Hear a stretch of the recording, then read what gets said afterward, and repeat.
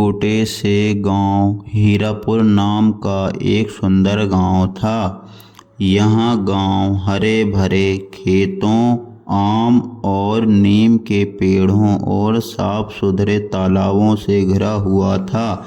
गांव के लोग सीधे साधे, मेहनती और एक दूसरे की मदद करने वाले थे। यहाँ सुबह की शुरुआत मंदिर की घंटी और पक्षियों की चहचहाहट से होती थी। हीरापुर में लगभग 100 घर थे। अधिकतर लोग खेती करते थे। कोई गेहूं उगाता, कोई धान तो कोई सब्जियां। गांव के किसान सूरज निकलने से पहले ही खेतों में काम करने लगते थे। महिलाएं घर और खेत दोनों संभालती थीं। बच्चे सुबह स्कूल जाते और शाम को खेलते हुए घर लौट आते। इस गांव का सबसे बुजुर्ग व्यक्ति मोहन काका था। लोग उन्हें बहुत सम्मान देते थे क्योंकि वे समझदार और सच्चे इंसान थे। गांव में कोई झगड़ा होता तो सबसे पहले उनके पास ही जाते। मोहन काका हमेशा कहते, मिलजुल कर काम करने में ही गांव की ताकत है। साल गांव में बहुत कम बारिश हुई। तालाब सूखने लगे और फसलें खराब होने लगीं। किसानों के चेहरे पर चिंता साफ दिखाई देने लगी। कुछ लोग डर गए और गांव छोड़ने की बात करने लगे। उनके गांव की पंचायत में बैठक बुलाई गई।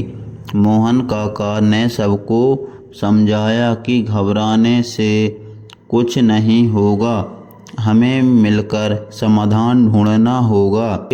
पढ़ा लिखा लड़का नीलेश, जो शहर से पढ़ाई करके लौटा था, उसने एक सुझाव दिया। उसने कहा कि अगर हम बारिश का पानी जमा करें और तालाब की सफाई करें तो पानी की समस्या कम हो सकती है। साथ ही उसने सरकारी योजनाओं के बारे में भी जानकारी दी। गांव के सभी लोग नीलेश की बात से सहमत हो गए। अगले ही दिन से सभी ने मिलकर काम शुरू कर दिया। किसी ने फावड़ा उठाया, किसी ने कुल्हाड़ी। महिलाओं ने मजदूरों के लिए खाना बनाया। बच्चों ने भी छोटे छोटे कामों में मदद की। कुछ हफ्तों की मेहनत के बाद तालाब फिर से भरने लगा। कुछ समय बाद बारिश भी हो गई।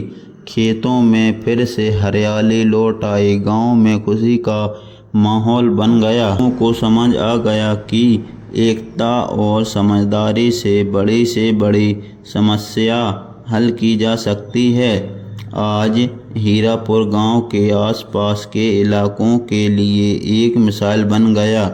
दूसरे गांव के लोग यहां आकर सीखते हैं कि कैसे मिलजुल कर काम किया।